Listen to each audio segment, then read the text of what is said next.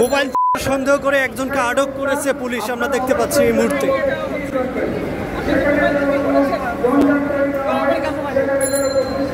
কি হয়েছে? আপনার হাতে মোবাইল পাওয়া গেছে?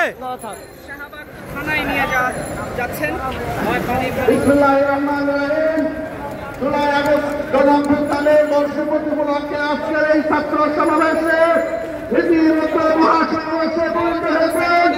আমাদের মধ্যে উপস্থিত হয়েছেন জুলাই আগস্ট গণ অভ্যুত্থানের অন্যতম বাংলাদেশ জাতীয়তাবাদী ছাত্র দল সংগ্রামী সভাপতি রাকিবুল ইসলাম রাকিব, বাংলা